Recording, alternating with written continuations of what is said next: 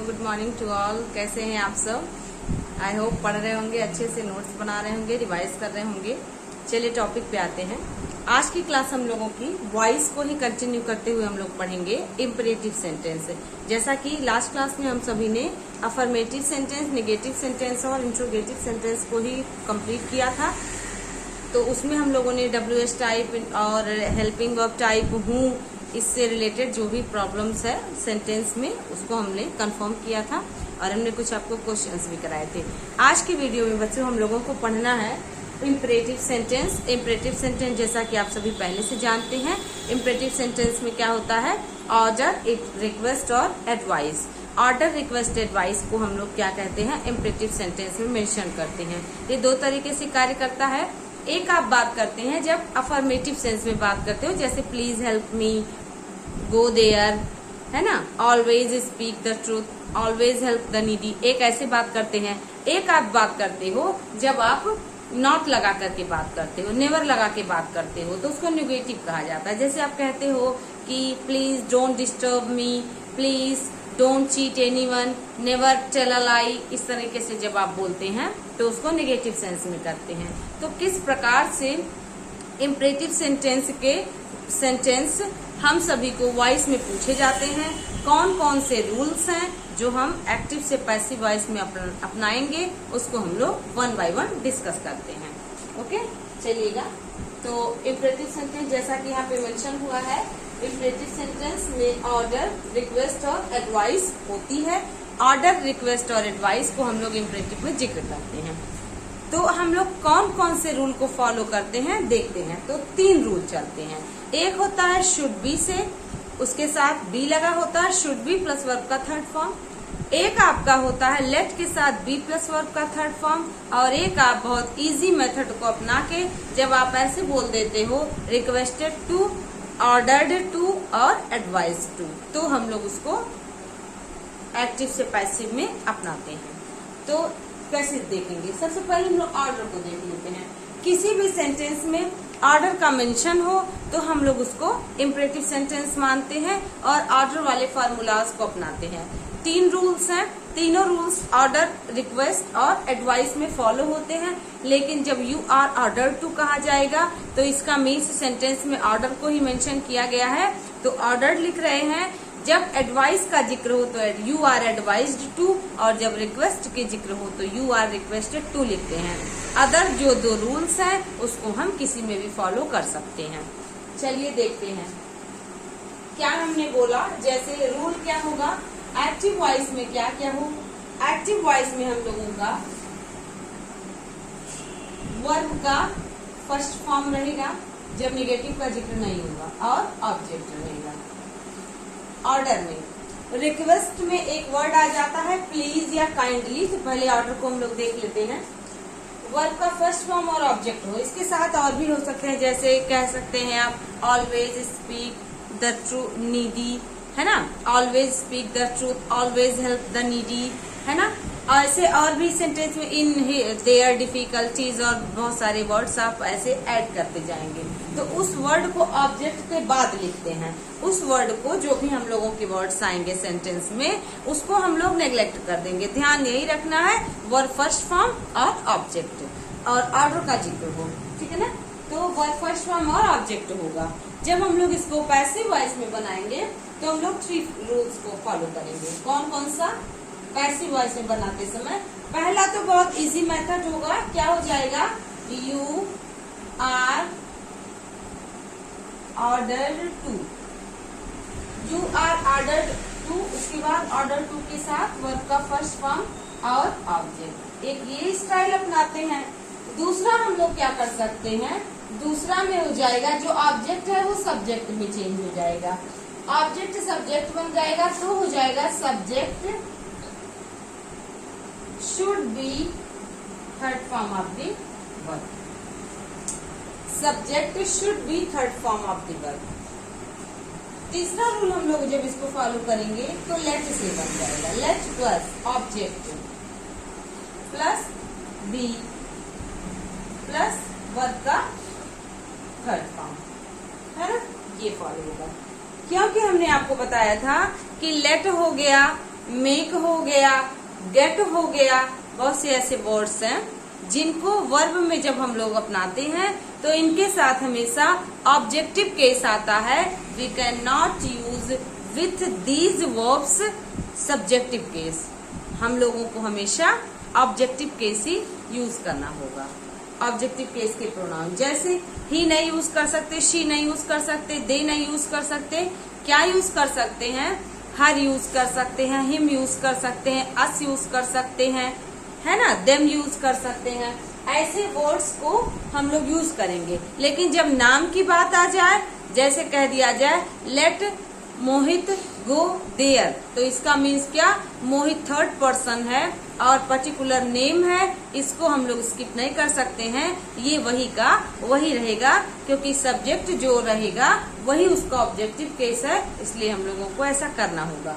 तो इसलिए हम लोगों को ध्यान रखना है कि लेट के साथ जो भी ऑब्जेक्ट था यहाँ, वही ऑब्जेक्ट का प्रोनाउन ऑब्जेक्टिव केस में ही आकर के लेट के साथ लिखा जाएगा, सब्जेक्टिव केस नहीं अप्लाई कर सकते। अब जब आप एग्जाम में जाएंगे, एग्जाम के ऑप्शंस देखेंगे, क्वेश्चंस को देखेंगे, तो उसमें आपको ऑर्डर, रिक्वेस्ट और एडवाइस वाले सेंटेंसेस पैसिव वॉइस में पूछे तो जाएंगे, लेकिन इन तीनों रूल्स में से कोई भी रूल आपको बताया जा सकता है एग्जाम में ऑप्शन के द्वारा। आपको समझना होगा कि कौन सा रूल सही फार्मूले से बना हुआ है और कौन सा ऑप्शन हमारा सही होगा। लेट के साथ ध्यान रखना है शुड नहीं यूज होगा, और शुड के साथ बी यूज होगा, विदाउट बी शुड नहीं हो सकता पैसिव वॉइस में, और ऑर्डर के साथ टू होगा। अब आपको बताया गया था कि हमेशा पैसिव वॉइस में थर्ड फॉर्म यूज होगा, लेकिन यहाँ तो ऑर्डर के साथ टू प्लस वर्ब का फर्स्ट फॉर्म लग रहा है, तो आप ध्यान रखेंगे कि आर के साथ ऑर्डर पहले से थर्ड फॉर्म में मेंशन है, इसलिए आप टू के साथ बी का यूज नहीं कर रहे हैं और टू के साथ वर्ब का बेस फॉर्म यूज कर रहे हैं। आपको ऑप्शन में to be third form of the verb मिलेगा, बट वो करेक्ट नहीं रहेगा। आई होप आप यहाँ तक समझ रहे होंगे।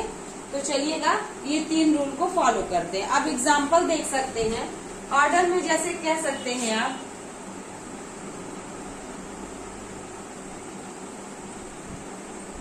हेल्प मी एट वंस, किसी ने कहा अभी मेरी मदद करो।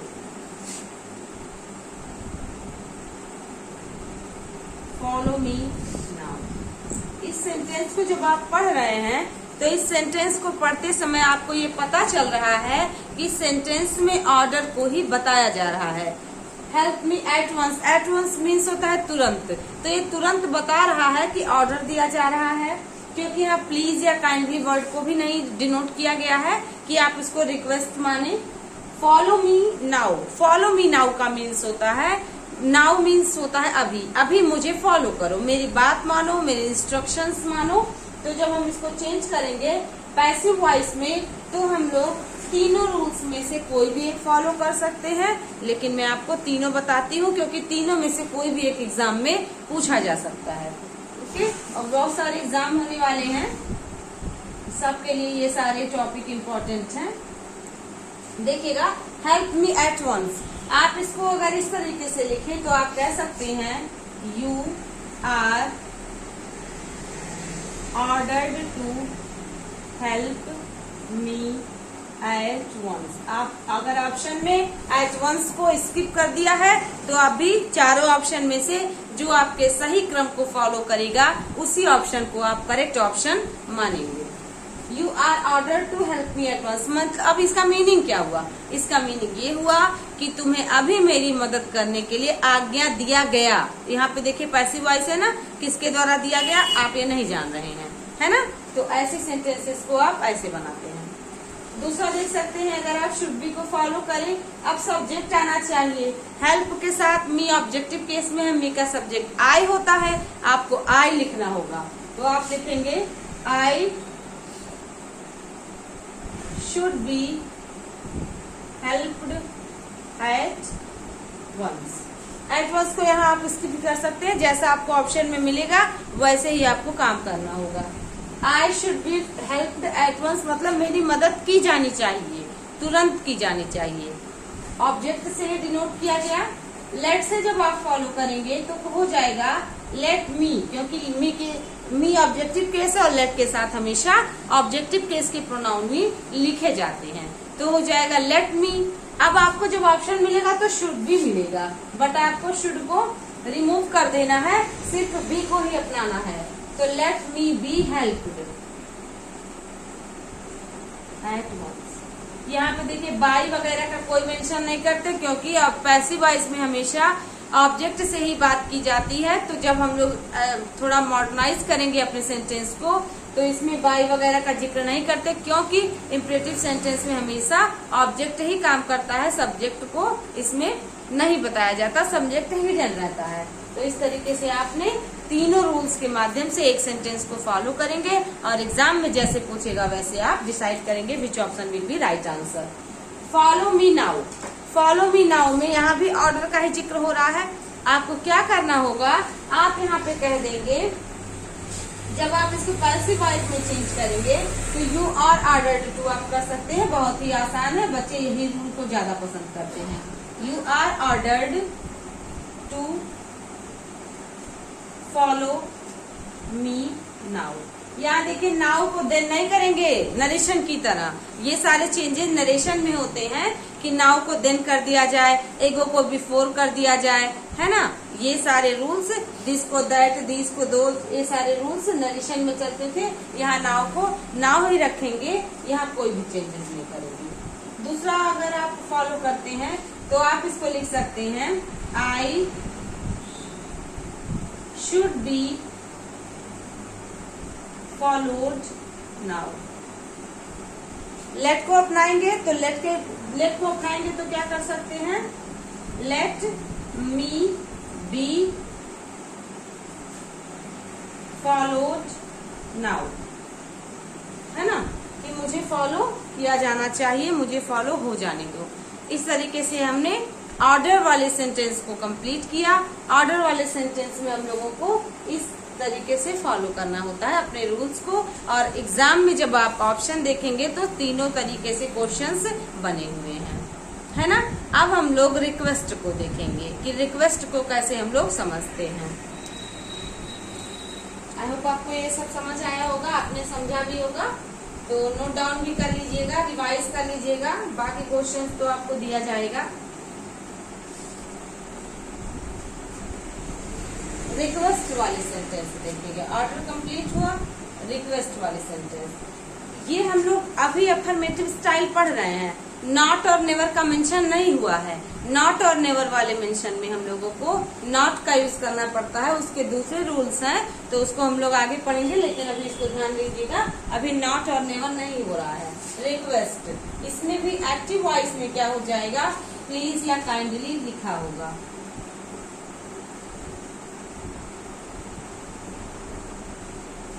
ये प्लीज या काइंडली लास्ट में भी लिखा जा सकता है, आपको मिल सकता है।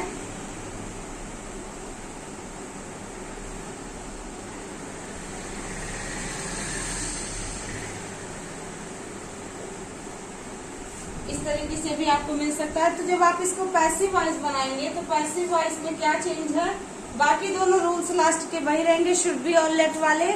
यू आर अब आपको रिक्वेस्टेड कर देना पड़ेगा, you are requested.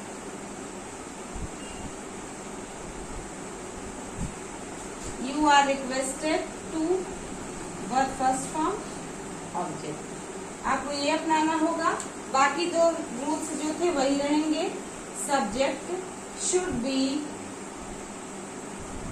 First form of the verb, object third form of the verb और ऑब्जेक्ट। फर्स्ट फॉर्म नहीं रहेगा, बी के साथ थर्ड फॉर्म।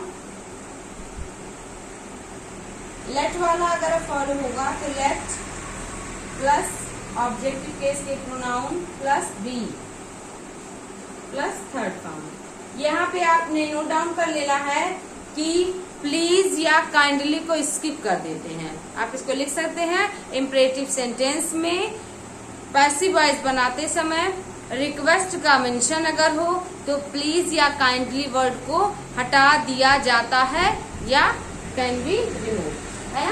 इस तरीके से आप इसको समझेंगे। प्लीज काइंडली हो तो क्या आपने सीखा, रिक्वेस्टेड हो जाएगा, बाकी सब्जेक्ट शुड भी जैसे ऑर्डर में रहता था उसी तरह से रहेगा। लेट के साथ बी पहले की तरह रहेगा, है ना। इसके हम लोग एग्जाम्पल से देख लेते हैं।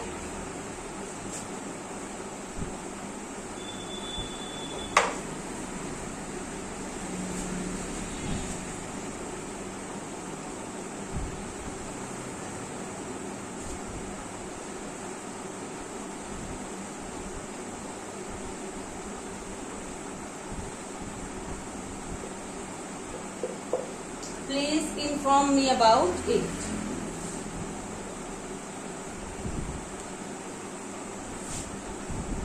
दूसरा सेंटेंस देखिए,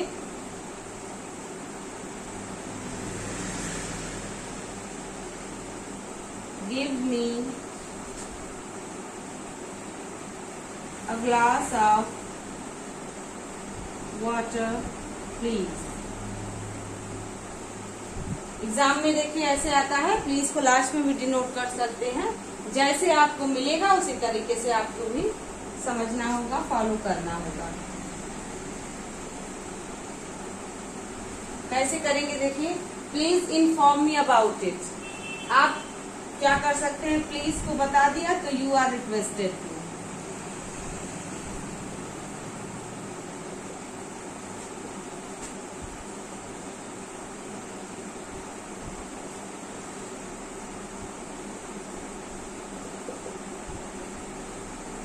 आप भी क्या करोगे, you are requested to inform me about it. अगर आप इसको शुड बी से और लेट से बनाना चाहेंगे तो रूल्स वही रहेगा। यहाँ पे आप क्या कर सकते हैं, यहाँ पे आप इसको सब्जेक्ट, तो यहाँ पे मी ऑब्जेक्टिव केस था, सब्जेक्टिव केस में आई हो जाएगा, आई के साथ हो जाएगा should be. Informed third form of the verb बन गया। इसके बाद हो जाएगा अबाउट इट। लेट से जब बनाएंगे तो हम लोग कर देंगे late me be informed about it. इस तरीके से आपको सेंटेंस मिलेगा। ऑप्शंस में ध्यान रखना है, लेट हो तो शुड भी नहीं करना है। बहुत सारे विद्यार्थी शुड भी ही कर देते हैं, लेकिन इस बात को समझना होगा कि शुड भी का यूज एक साथ लेट के साथ नहीं करेंगे। ऐसे में पैसिव वॉइस में हमेशा बी अकेले रहेगा।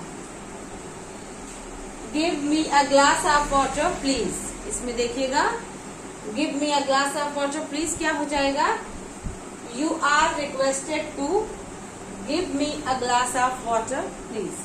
तो प्लीज को स्किप कर देना है। कैसे लिखेंगे ये आपने नोट डाउन कर लिया होगा।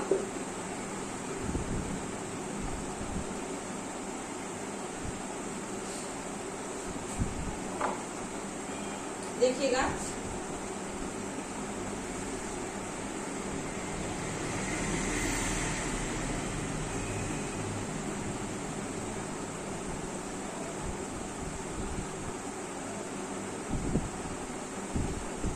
एक्टिव वॉइस पैसिव में जब हम इसको लिखेंगे तो क्या लिख सकते हैं,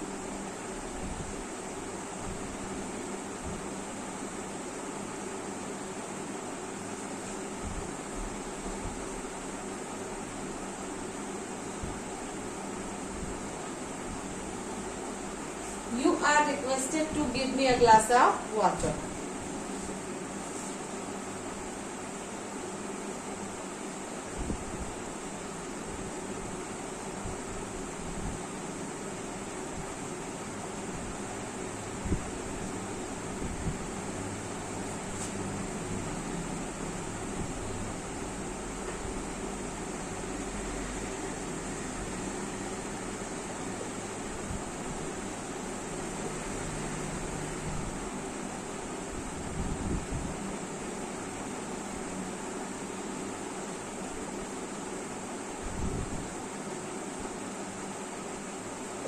आपने देखा, late me be given a glass of water, I should be given a glass of water. यहाँ सेंटेंस में डबल ऑब्जेक्ट है, डायरेक्ट ऑब्जेक्ट और इनडायरेक्ट ऑब्जेक्ट दोनों है।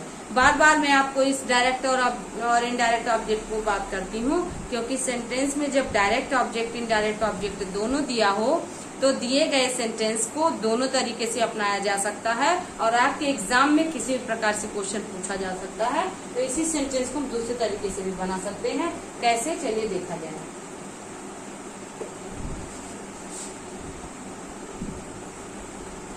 देखिएगा, अभी जो आपने बनाया वो आपने किसको बनाया है, इनडायरेक्ट ऑब्जेक्ट को सब्जेक्ट मान के बनाया है। लेकिन आप डायरेक्ट ऑब्जेक्ट को यानी नॉन लिविंग थिंग को भी तो सब्जेक्ट मान सकते हैं।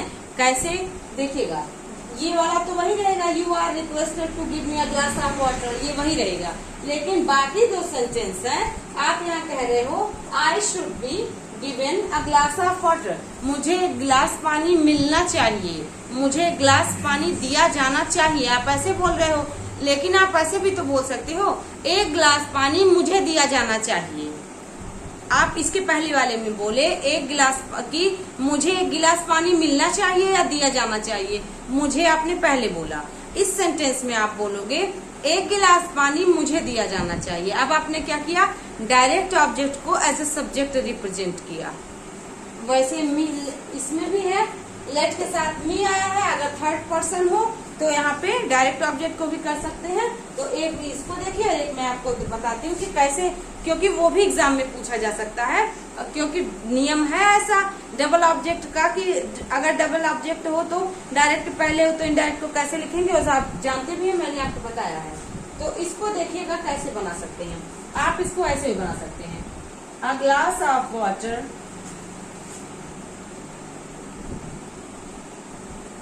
should be given to, आप ऐसे बना सकते हैं, a glass of water should be given to me। ये आपका, अब आपने क्या किया, डायरेक्ट ऑब्जेक्ट को सब्जेक्ट बना दिया। इसके पहले आप इनडायरेक्ट ऑब्जेक्ट को सब्जेक्ट बनाए थे, है ना। दूसरा देखिए, late me be given a glass of water. आप जब इसको लिखेंगे तो आप इसको ऐसे भी लिख सकते थे, लेट के साथ जब आपने डायरेक्ट ऑब्जेक्ट को लिखना है, इनडायरेक्ट ऑब्जेक्ट को आपको बाद में ले जाना है। तो हो जाएगा let a glass of water be given to. बहुत ही इजी है, बेसिक है, तो आपने सीख लिया कि किस तरीके से आपको डायरेक्ट ऑब्जेक्ट और इनडायरेक्ट ऑब्जेक्ट को फॉलो करना है। डायरेक्ट ऑब्जेक्ट को जब आप सब्जेक्ट लिखे तो इनडायरेक्ट को मेंशन करने के लिए आपको पता है टू या फॉर को यूज करना होगा, और इनडायरेक्ट ऑब्जेक्ट अगर सब्जेक्ट बने तो डायरेक्ट ऑब्जेक्ट वैसे लिखा जा सकता है। इस तरीके से आपने ऑर्डर और रिक्वेस्ट को सीख लिया है। अभी मैं बहुत सारे सेंटेंसेस की प्रैक्टिस कराऊंगी, लेकिन उसके पहले हम लोग एडवाइस को देखेंगे।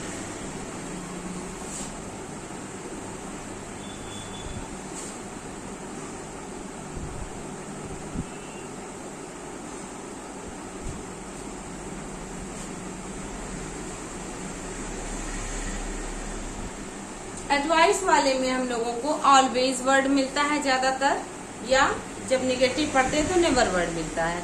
तो जब ऑलवेज वाले वर्ड मिलेंगे तो ऑलवेज वाले वर्ड में हमको क्या करना है, एडवाइस जिक्र होगी, जैसे always speak the truth, always help the needy, है ना, ऑलवेज हेल्प द, इस तरीके से ऑलवेज ऑलवेज करके बहुत सारे सेंटेंस मिलेंगे जिसमें एडवाइस किया जाएगा। तो देखिए कैसे होगा, तो उसमें ऑलवेज को भी स्किप कर देंगे, जैसे हमने रिक्वेस्ट में प्लीज या काइंडली को स्किप किया था।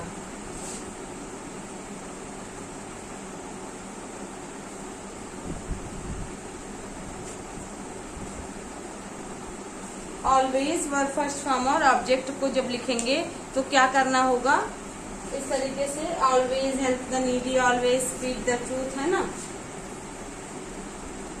ऑलवेज ऑलवेज करके, या बिना ऑलवेज के भी मिल सकता है। जैसे आप कहते हो कि ऑलवेज, बिना ऑलवेज के भी, जैसे आप कह सकते हो respect your teacher, love your country, है ना। तो respect your teacher, love your country, ये सब एडवाइस के सेंटेंस होते हैं जिसमें ऑलवेज को नहीं लिखा जाता। इसमें आप क्यों इसको एडवाइस ही मान रहे हैं, क्योंकि आप जान रहे हैं लव योर कंट्री में एडवाइस ही है। यहाँ आप किसी से जबरदस्ती लव नहीं करा सकते उसके कंट्री से, आप राय देंगे, respect your parents, respect your teacher, है ना। लव योर यंगर, इस तरीके से रिस्पेक्ट योर एल्डर्स, ऐसे जब आप बोलोगे तो ये एडवाइस में आता है।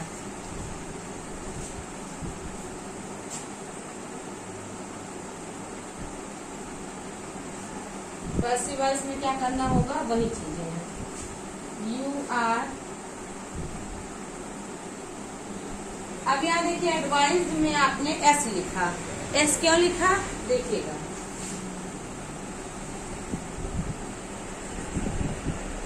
जब ये वाला एडवाइस आप लिखते हो ADVICE, तो इसका मतलब होता है, इस वाले एडवाइस का मतलब होता है राय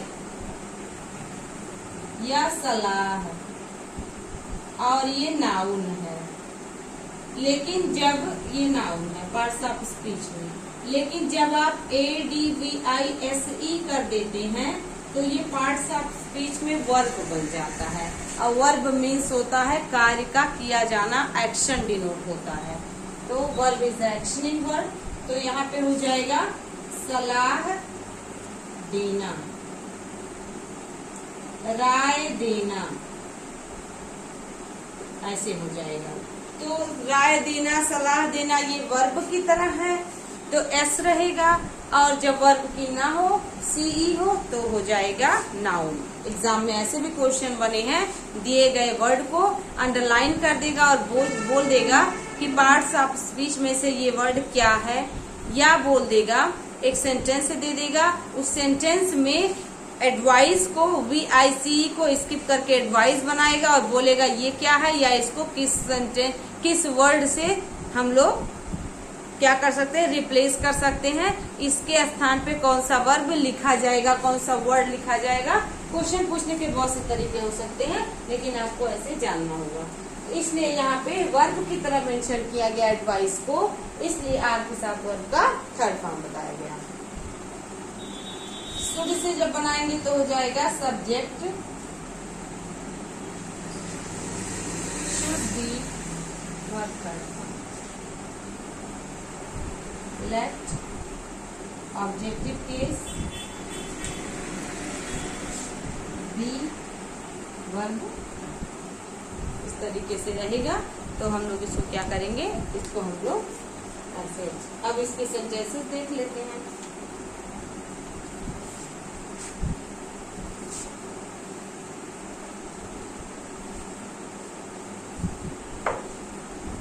इसके सेंटेंसेस भी हम लोगों को ऐसे कर सकते हैं।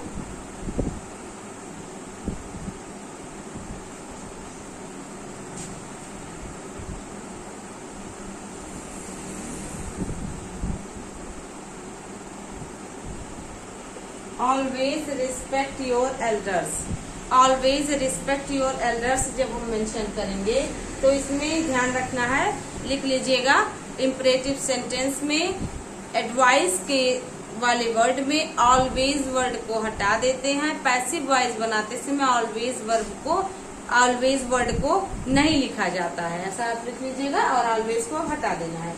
ऑलवेज रिस्पेक्ट योर एल्डर्स, अब यहाँ पे क्या होना चाहिए कि आपको अपने एल्डर्स यानी कि बड़ों का सम्मान करने का एडवाइस किया गया, तो वही वाला पहला वाला अप्लाई कर सकते हैं आप। इसको हम यहाँ पे देख सकते हैं, इसको आपने लिख लिया होगा, मैं मिटा रही हूँ।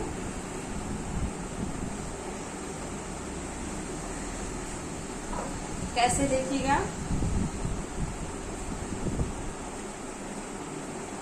ऑलवेज रिस्पेक्ट योर एल्डर्स है,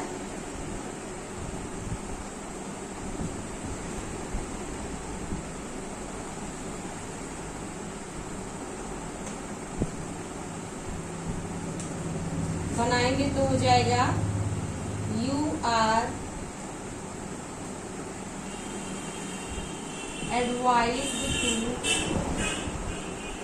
रिस्पेक्ट योर एल्डर्स। कुछ भी आपको चेंजेस नहीं करने हैं कि योर को आप हटाओ, एल्डर को हटाओ, सब्जेक्ट को ऑब्जेक्ट से, ऑब्जेक्ट को सब्जेक्ट से रिप्लेस करो, ऐसा कोई भी रूल आपको नहीं फॉलो करना है। जो आपको करना है वो क्या करना होगा, advise to verb first form और एल्डर्स ऑब्जेक्ट की तरह डिनोट हो रहा है। दूसरा आप कर सकते हैं सब्जेक्ट, सब्जेक्ट क्या है, योर एल्डर्स योर एल्डर्स आपका सब्जेक्ट हो जाएगा, शुड बी रिस्पेक्टेड। यहाँ देखिए बाई यू बाई ऐसा करके कुछ नहीं लिखना है, ऐसे सेंटेंसेस होते हैं आपको एग्जाम में। इसको आप लेट से कर सकते हैं, let your elders be respected. Option कुछ भी दिया जा सकता है, तो आप इसको समझ लेंगे कि इस तरीके से आपको सेंटेंसेस को एक्टिव से पैसिव वॉइस में बनाना है। आई होप कंफर्म हुआ होगा।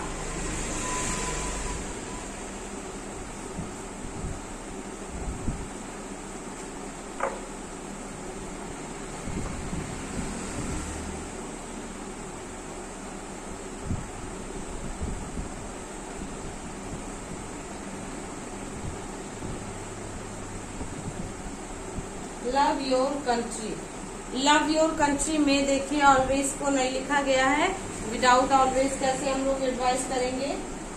ये एक्टिव वॉइस में, पैसिव वॉइस में देखिए इसको कर सकते हैं, you are advised to love your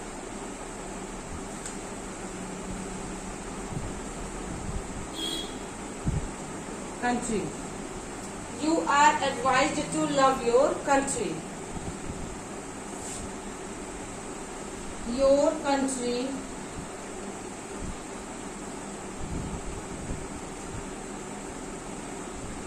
should be loved. by you नहीं लिखना है, by you, क्योंकि ऐसे में क्या होता है, सबके लिए बात कही जा रही है। Let your country be loved. Easy method से ऐसे ही हम लोग इसको फॉलो कर लेंगे और हो भी जाएगा आसानी से। अब जब एग्जाम में आप बैठेंगे तो ऐसे सेंटेंसेस बहुत बार पूछे गए हैं। क्वेश्चन पूछने के अलग अलग तरीके हो सकते हैं, लेकिन रूल आपका एक ही रहेगा। आई होप आपको ये सब समझ में आया होगा कि कैसे आपने एडवाइस, रिक्वेस्ट और ऑर्डर को फॉलो किया, कैसे ऐसे सेंटेंसेस के पैसिव वॉइस आपने बनाए। अब कुछ सेंटेंसेस की हम लोग प्रैक्टिस कर लेते हैं, इसके बाद हम लोग कंफर्म हो जाएगा हम लोगों का rule.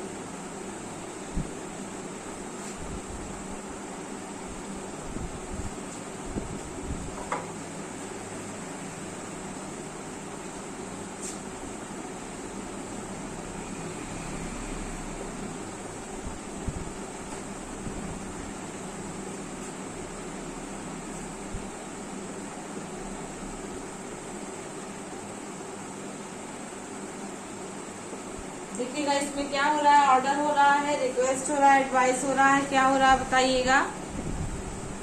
Cut these vegetables right now, इसमें ऑर्डर का मेंशन हो रहा है।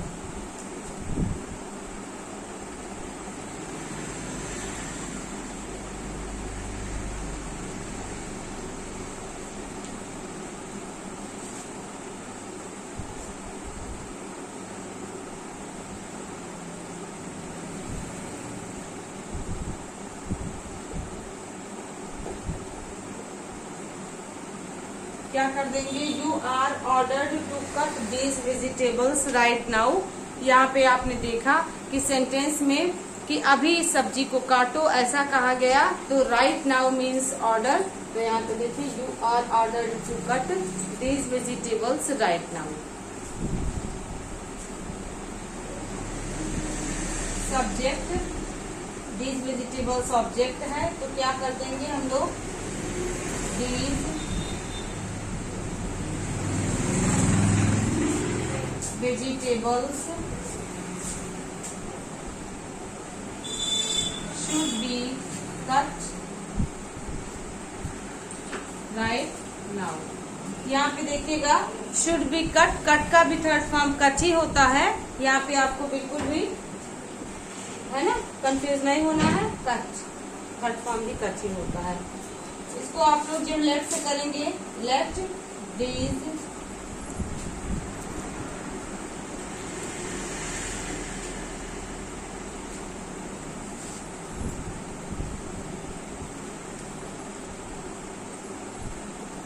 पा रहे होंगे आप सभी लोग कि कैसे इसको सेंटेंसेस को कंफर्म किया जाएगा। तो आपको समझ आ रहा होगा। इसमें क्या था, ये आपका ऑर्डर था तो आपने इस तरीके से फॉलो कर लिया। एक हम लोग रिक्वेस्ट वाली भी देख सकते हैं। इसी सेंटेंस में अगर आप कर दो, यहाँ प्लीज लगा दो तो यही रिक्वेस्ट बन जाएगा।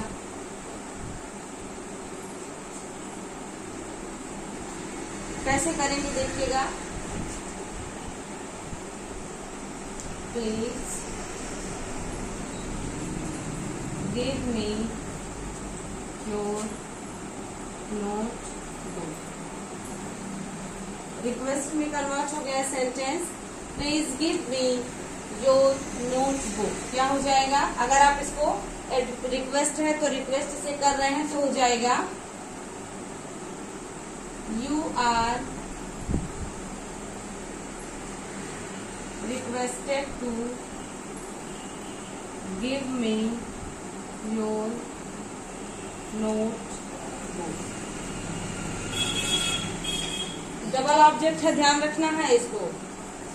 दूसरा आप कर सकते हो, your notebook should be given to me। यहाँ आपने देखिए नोटबुक, योर नोटबुक आपका डायरेक्ट ऑब्जेक्ट आ गया। इनडायरेक्ट से बनाएंगे तो यही देखिए इस सेंटेंस को कई तरीके से बनाया जा सकता है और एग्जाम में कुछ भी पूछा जा सकता है। तो आप अश्योर रहिएगा कि कैसे काम चलेगा। I should be given to me, given. अब देखिए इसमें आई शुड बी, मी आई बना और शुड बी। अब what means direct object, your notebook. Direct object बाद में आपको कुछ भी नहीं करना पड़ा, लेकिन इनडायरेक्ट आता तो टू या फॉर का यूज करना पड़ता है, बेसिक सा है। लेफ्ट से बनाएंगे तब कैसे करेंगे, लेफ्ट से जब इसको आप बनाएंगे तो आप कर सकते हैं, let your notebook be given to me. एक ये तरीका। अगर आप इसको ना फॉलो करें तो कर सकते हैं, late me be given your notebook, है ना। एक ही सेंटेंस को किसी भी प्रकार से पूछा जा सकता है और आपको प्रिपेयर रहना होगा कि कोई भी ऑप्शन अगर आपको एग्जाम में देता है तो इन सभी तरीके से आपको बनाने आना चाहिए, तभी आपका सेंटेंस करेक्ट होगा, अदरवाइज आपका मार्क्स कट जाएगा, है ना। तो इस तरीके से हम लोग एक एडवाइस वाला भी देख लेते हैं। अच्छे से नोट करिएगा, समझिएगा। एडवाइस वाला भी देख सकते हैं।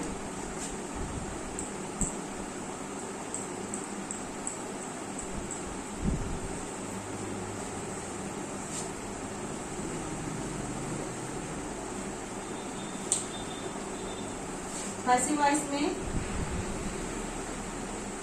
यू आर एडवाइज्ड कर देंगे। Third form, you are advised to speak the truth. एक ऐसे स्टाइल फॉलो किए। दूसरा क्या कर सकते थे, द ट्रूथ